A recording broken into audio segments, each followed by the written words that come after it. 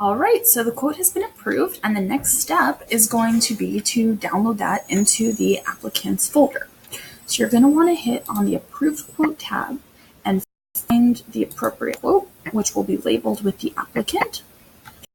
And you're going to hit this Application Packet button. This will be the complete quote, and you're going to need to save it in the folder. So you're going to hit on the Save button. You're going to find the folder for the applicant. So this applicant was 2018 WY-40.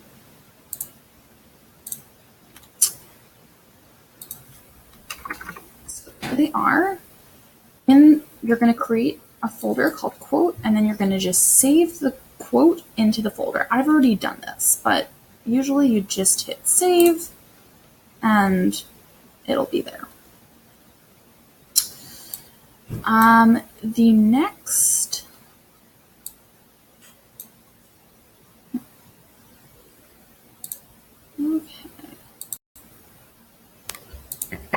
whoops. All right.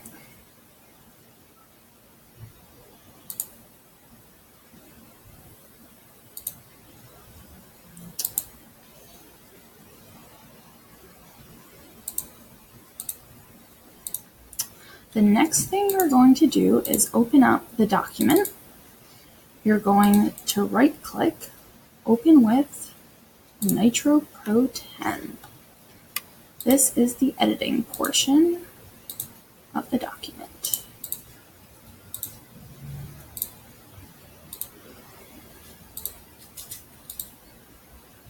So this submission request for buying checklist is always going to be deleted immediately. So you can just hit that delete button. It'll be current page, and you're going to delete. The next thing you're going to do is find the documents that are for the agency use only. And you're going to extract those. So if there's an affidavit, if it's a New York or a New Jersey location, there will be one. Otherwise, you're going to, oh, here it is. Okay.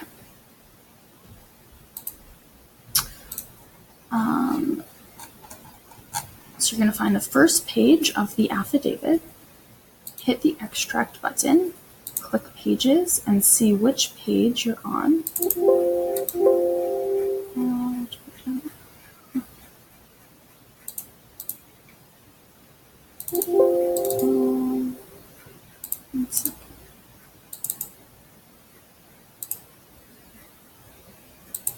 Okay, page 18. So hit the extract button, pages, and you're going to do page 18 until the very last page, which in this case is page 23, and hit extract. You're then going to scroll down to where you find this loss warranty letter, and you're going to delete that as well. And then you're going to click File, Save As, hit on Recent Folders, go back into the applicant's main folder and create a new folder called Docs for Binding. In there, you're going to save this document as Docs with the tracking number, which can be found right over here next to the application packet. So it'll be 1654775, and you're just going to hit Save. And you can get rid of that, and you're going to be sent back to this full application. You're then going to delete the first page of the affidavit, as well as the second page. Scroll down, and you're going to delete not the first page of the commission report, but the second page. Hit delete, and you're going to delete this check draft authorization form as well. Next step of this editing process, you're going to click File, Open, and you're going to open the SIS template for Premium Summary. If you hit Edit, you can grab the Premium Summary, copy it, go back to the first tab, And we're going to do a couple of editing things on this page. The first is going to be deleting this SIS box. The next is deleting the commission report box. Scroll down a little further. We're going to delete total to be retained by the broker. All of this commission on the fully earned broker fee. So you want to make sure you're grabbing everything at once. There are a few layers, but once you grab it, you can just hit delete. Total to be retained by the broker, you're going to delete as well. And the signature of producer line, you're going to delete as well.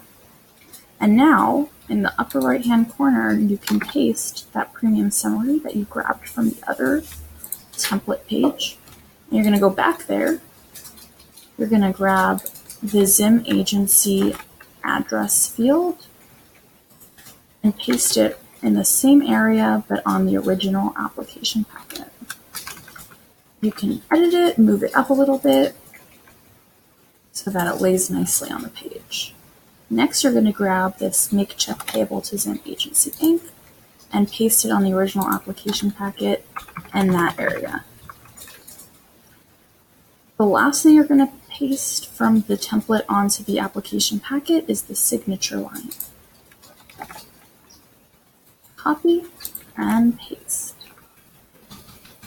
The last thing that needs to be edited on this page will be the total to be sent. So you're going to need to right click and click Edit Text, and you're going to amend the price to the price you see in the middle of the page, total to be collected from the insured.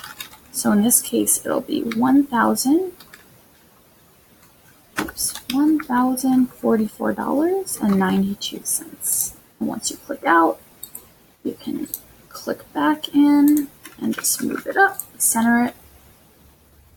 You can take a look and see if you've got everything that is necessary. And once you do, you can hit File, Save As. Don't hit the SIS folder. You want to go back into the Applicants folder where you put the quote and where you put the docs for binding. So you can hit on any one of those, go into the folder, and you're going to create another new folder within the Applicants folder called Application.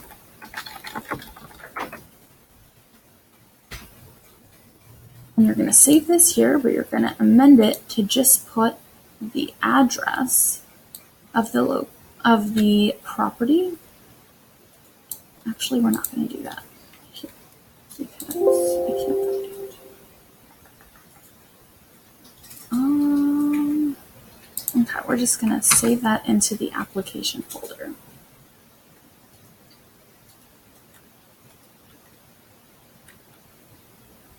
All right, so you have created the portion that needs to be sent out to the applicant, and you're going to do that through DocuSign.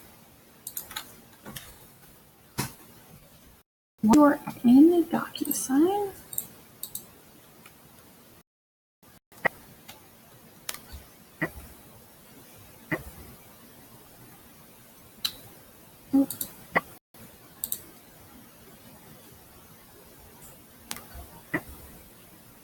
you're going to want to hit New where it says Sign or Get Signatures, because we're trying to get signatures from the applicant, and there will be a few signatures for us to do as well.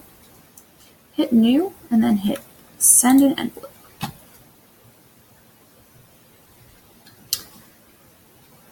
This is where you're going to upload the application that you just edited.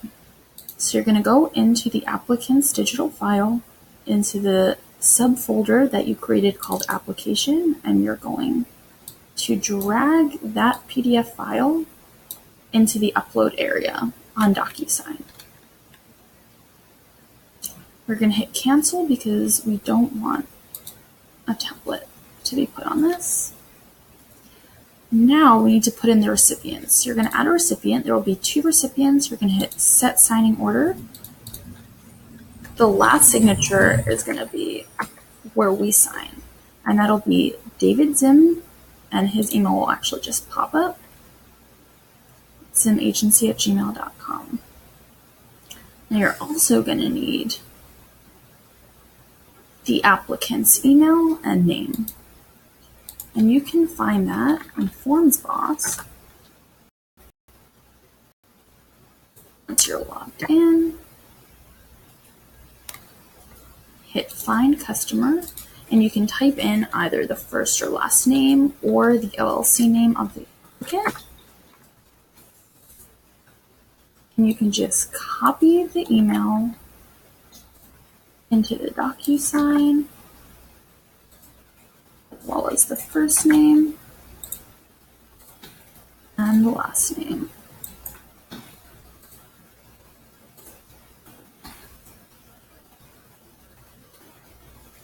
The message to the recipient, it'll start out with "Please DocuSign," and here you can take out all of this stuff, but leave an application for, and this is going to be for builder's risk and liability coverage. You're going to put in named insured, which will be the applicant's LLC name, and the insured location.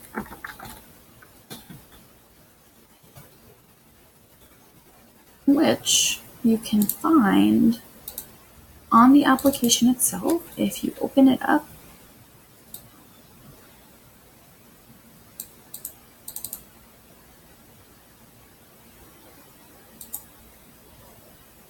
and scroll down to the second page under type of work being performed, where you see premise only for a builder's risk at, and then it gives the property location.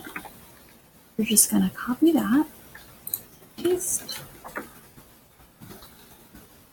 and write thank you.